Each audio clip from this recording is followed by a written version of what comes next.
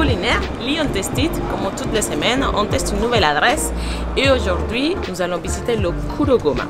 Il propose une carte des plats japonais et il propose surtout l'apéro à la version japonaise. C'est un truc qui m'étonne beaucoup, j'ai envie de découvrir ça. Allons tester. Clara, Suisse, ouais. Maximilien, moitié français, moitié japonais. C'est comment cette histoire de mélange ce projet? C'est venu comme ça. Moi, je cherchais du travail sur Lyon, donc plutôt dans l'événementiel. D'accord. Parce que j'ai fini l'école hôtelière et au final, j'ai aidé Max. C'était pendant les travaux. Ouais, c'était presque un traquenard.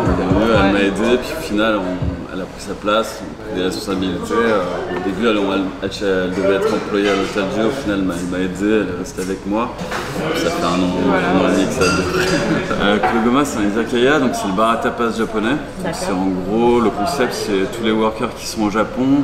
Quand ils sortent du travail, en fait, ils vont tous boire un verre dans un endroit, pignoter des petites assiettes à partager.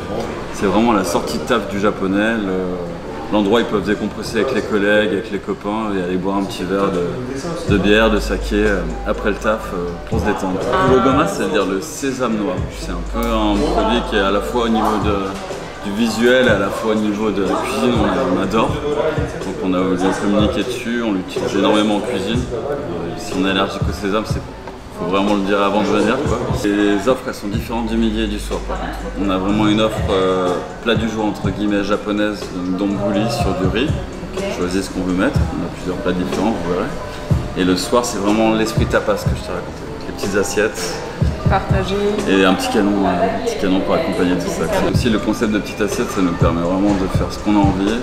Avec des suggestions, on change beaucoup de plats toutes les semaines en fonction des saisons. Notre carte elle change à peu près tous les 3 mois, on essaie de suivre les saisons au maximum. Et forcément, on a dû s'adapter, on adore ça en plus, on a dû s'adapter à l'offre végétarienne qui est grandissante et on a beaucoup de plats végétariens. Le midi, on n'en a qu'un et un modulable en végétarien. On en a un vegan 100%, vraiment avec des sauces à base de champignons, des réductions de champignons, tout ça. Entre vous parlez en japonais? Ouais, en travail de boulot. C'est vrai? Ouais. Moi, la seule chose que je sais dire en japonais, c'est arigato. C'est déjà énorme. Ouais. J'ai travaillé.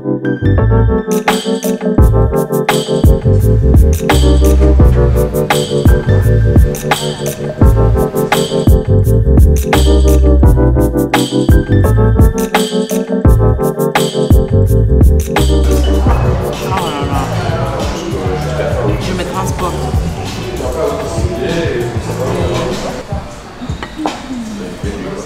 Alors, regarde-moi ça.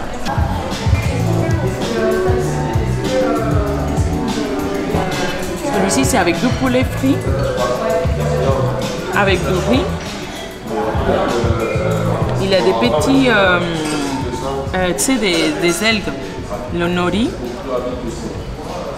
Il y a aussi la ciboulette, des cébettes en fait. Et la petite sauce mayonnaise, c'est trop bon, délicieux, copieux. Et la petite touche de sésame noir partout, ça fait la différence. Hein?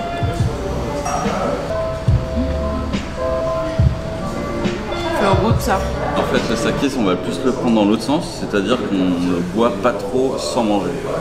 C'est pas comme un apéritif en France, on ne boit pas un verre de saké comme on boit un verre de vin en terrasse. C'est un exhausteur de goût en fait, c'est qu'il y a beaucoup d'acides aminés dans le saké qu'il n'y a pas dans le vin. Et les acides aminés en fait ils réagissent avec la nourriture. Oui, c'est un exhausteur de goût en fait. Réveille les goûts dans la bouche. Exactement, voilà.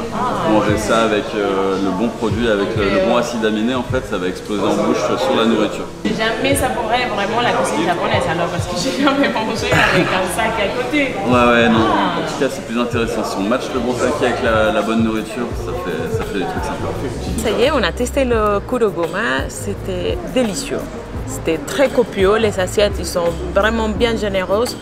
On a pris un total de 3 assiettes, c'était peut-être un peu trop.